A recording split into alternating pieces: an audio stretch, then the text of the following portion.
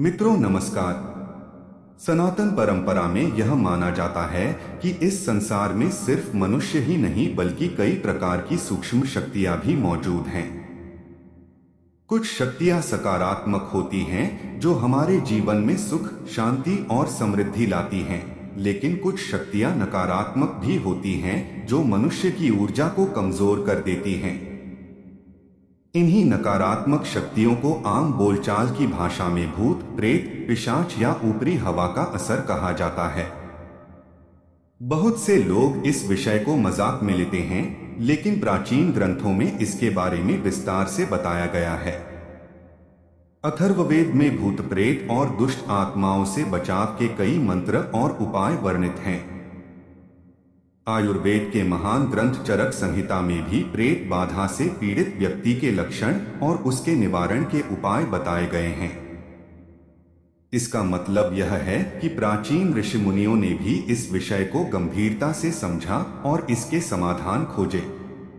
कहा जाता है कि जब किसी स्थान पर नकारात्मक ऊर्जा बढ़ जाती है तो वह धीरे धीरे उस स्थान के वातावरण को प्रभावित करने लगती है। घर में रहने वाले लोगों का मन अशांत रहने लगता है, बिना कारण क्रोध आने लगता है, छोटी छोटी बातों पर झगड़े होने लगते हैं और कई बार अचानक बीमारी भी घेर लेती है। कई लोग इसे केवल संयोग मानते हैं, लेकिन तांत्रिक परंपरा में इसे नकारात्मक शक्तियों का प्रभाव माना गया है। अक्सर यह भी देखा गया है कि कुछ विशेष वर्ग के लोग इन शक्तियों के प्रभाव में जल्दी आ जाते हैं, जैसे कि किशोर अवस्था के लड़के लड़कियां, नवविवाहित स्त्रियां, गर्भवती महिलाएं और छोटे बच्चे। इनकी मानसिक और शारीरिक ऊर्जा अपेक्षाकृत संवेदनशील होती है, इसलिए नकारात्मक शक्तियां जल्दी प्रभाव डाल सकती हैं। कई बार ऐसा भी होता है कि व्यक्ति को खुद पता नहीं चलता कि वह किस कारण से परेशान है। वह डॉक्टर के पास जाता है, दवाइयां लेता है, लेकिन फिर भी उसे राहत नहीं मिलती। ऐसे में लोग समझते हैं कि शायद यह कोई साधारण बीमारी नहीं बल्कि कोई अदृश्य प्रभाव हो सकता है। घर में भूत, प्रेत या नकारात्मक ऊर्जा होने के कुछ संकेत भी बताए जाते हैं, जैसे अचानक घर में अजीब सी महक आना और फिर कुछ देर में गायब हो जाना, बिना कारण बिजली के उपकरण खराब होना, परिवार के सदस्यों का लगातार बीमार रहना, घर में पैसे का टिक्कर न रहना। कई बार यह भी देखा गया है कि घर में पालतू पक्षी या जानवर अचानक असामान्य व्यवहार करने लगते हैं। कुत्ते का बार बार एक ही दिशा में भौंकना, बिल्ली का डरकर छिप जाना या पक्षियों का अचानक मर जाना भी कई लोग अशुभ संकेत मानते हैं। कुछ लोगों के साथ ऐसा भी होता है कि रात के समय उन्हें डरावने सपने आते हैं, नींद में अचानक चौंककर उठ जाते हैं या ऐसा महसूस होता है जैसे कोई उनके पास खड़ा हो। कई बार व्यक्ति को लगता है कि कोई अदृश्य शक्ति उसे देख रही है। यह अनुभव बहुत भयावह हो सकता है। ऐसे समय में मनुष्य घबरा जाता है और समझ नहीं पाता कि उसे क्या करना चाहिए। लेकिन सनातन धर्म में ऐसे कई उपाय बताए गए हैं जिनसे नकारात्मक शक्तियों से रक्षा की जा सकती है। सबसे पहला उपाय है घर के वातावरण को शुद्ध रखना। कहा जाता है कि जहां साफ सफाई और सकारात्मक ऊर्जा होती है, वहां नकारात्मक शक्तियां ज्यादा समय तक टिक नहीं पाती। इसलिए घर में नियमित रूप से धूप दीप करना चाहिए। कपूर और लौंग जलाना भी वातावरण को शुद्ध करने का एक बहुत प्राचीन उपाय माना जाता है। रात को सोने से पहले अगर आप कपूर और लौंग जलाकर पूरे घर में उसकी सुगंध फैलाते हैं तो माना जाता है कि इससे नकारात्मक ऊर्जा दूर होती है। दूसरा उपाय है अशोक के पत्तों का प्रयोग। अशोक का वृक्ष हिंदू परंपरा में बहुत पवित्र माना जाता है। कहा जाता है कि इस वृक्ष में सकारात्मक ऊर्जा होती है जो नकारात्मक शक्तियों को दूर रखती है। 7 अशोक के पत्ते लेकर उन्हें मंदिर में रखें और उनकी पूजा करें। जब वे सूख जाएं तो नए पत्ते रख दें और पुराने पत्तों को पीपल के पेड़ के नीचे रख दें। तीसरा उपाय है रुद्राक्ष धारण करना। रुद्राक्ष को भगवान शिव का स्वरूप माना गया है। कहा जाता है कि रुद्राक्ष पहनने से व्यक्ति के चारों ओर एक सुरक्षा कवच बन जाता है जो नकारात्मक शक्तियों को दूर रखता है।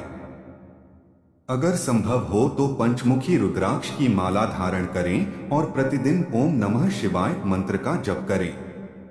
इससे मन भी शांत रहता है और आध्यात्मिक शक्ति भी बढ़ती है। घर के मुख्य द्वार पर त्रिशूल या ओम का चिन्ह लगाना भी एक प्राचीन परंपरा है। माना जाता है कि इससे घर में प्रवेश करने वाली नकारात्मक शक्तियां दूर हो जाती हैं। इसके अलावा माथे पर चंदन, केसर या भस्म का तिलक लगाना भी बहुत शुभ माना गया है। यह केवल धार्मिक परंपरा नहीं बल्कि एक प्रकार का ऊर्जा संतुलन भी माना जाता है। अब बात करते हैं मां काली की साधना की। तांत्रिक परंपरा में मां काली को नकारात्मक शक्तियों का नाश करने वाली देवी माना गया है। अगर कोई व्यक्ति प्रेत बाधा से परेशान है तो उसे प्रतिदिन मां काली का स्मरण करना चाहिए। सुबह स्नान करके मां काली के सामने दीपक और अगरबत्ती जलाएं और उनसे अपने घर और परिवार की रक्षा की प्रार्थना करें। ऐसा नियमित करने से मन में आत्मविश्वास भी बढ़ता है और भय भी दूर होने लगता है। मित्रों, हनुमान जी को भी प्रेत बाधा नाशक देवता माना जाता है। कहा जाता है कि जहां हनुमान जी का नाम लिया जाता है वहां भूत प्रेत पास भी नहीं आते। इसलिए हनुमान चालीसा का पाठ करना बहुत लाभदायक माना जाता है। अब मैं आपको एक शक्तिशाली हनुमान मंत्र बताने जा रहा हूं जिसे प्रेत बाधा निवारक माना जाता है। ओम नमो भगवते महाबल पराक्रमाय। भूत प्रेत पिशाच शाकिनी डाकिनी, यक्ष राक्षस भैरव बेताल, हन हन भंजय भंजय, रुद्रावताराय हूं फट स्वाहा। कहा जाता है कि इस मंत्र का श्रद्धा और विश्वास के साथ जाप करने से भय और नकारात्मक शक्तियों से रक्षा होती है। अगर कोई व्यक्ति रात में अकेले कहीं जा रहा हो और उसे डर लग रहा हो तो इस मंत्र का जाप करते हुए जाना चाहिए। इससे मन में साहस आता है और भय दूर हो जाता है। एक और सरल मंत्र है जो बहुत प्रसिद्ध है। ओम दक्षिणमुखाय पंचमुख हनुमते, कराल बदनाय नरसिंहाय, सकल भूत प्रेत दमनाय स्वाहा। इस मंत्र का 108 बार जाप करने से प्रेत बाधा दूर होने की मान्यता है। मित्रों, भगवान गणेश को भी विघ्नहर्ता कहा जाता है। इसलिए किसी भी प्रकार की बाधा से मुक्ति के लिए गणेश जी की पूजा करना बहुत शुभ माना जाता है। प्रतिदिन गणेश जी को एक सुपारी और थोड़े से चावल अर्पित करें। यह उपाय लगातार 1 वर्ष तक करने से घर में सुख शांति बनी रहती है और बाधाएं दूर होती हैं। इसके अलावा मंगलवार और शनिवार को बजरंग बाण का पाठ करना भी बहुत प्रभावशाली उपाय माना जाता है। कहा जाता है कि बजरंग बाण का पाठ करने से भय, संकट और नकारात्मक ऊर्जा दूर होती है। कई तांत्रिक परंपराओं में यह भी बताया गया है कि शनिवार के दिन उड़द की दाल के बड़े बनाकर उन्हें पीड़ित व्यक्ति के ऊपर से उतारकर काले कुत्ते को खिलाया जाए। इससे नकारात्मक प्रभाव दूर हो सकता है। लेकिन मित्रों, यहाँ एक महत्वपूर्ण बात समझना जरूरी है। हर समस्या को भूत प्रेत से जोड़ना सही नहीं है। कई बार मानसिक तनाव, डर या बीमारी के कारण भी व्यक्ति को ऐसा महसूस हो सकता है। इसलिए अगर किसी व्यक्ति को गंभीर समस्या हो तो डॉक्टर या विशेषज्ञ से सलाह जरूर लेनी चाहिए। सनातन धर्म हमेशा संतुलन और विवेक की बात करता है। श्रद्धा और आस्था के साथ साथ समझदारी भी बहुत जरूरी है। मित्रों, जब भी मनुष्य किसी अदृश्य डर या नकारात्मक शक्ति का अनुभव करता है तो सबसे पहले उसका आत्मविश्वास कमजोर होने लगता है।